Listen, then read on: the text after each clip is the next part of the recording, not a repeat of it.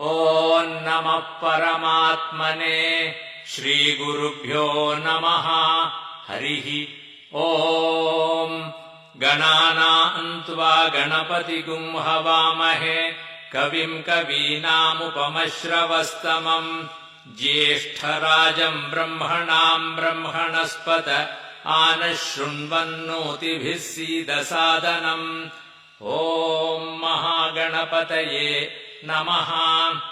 अथ सव्याहृतिम् सप्रणवाम् गायत्रीम् शिरसा सह त्रिवारम् प्राणायाममन्त्रपारायणम्।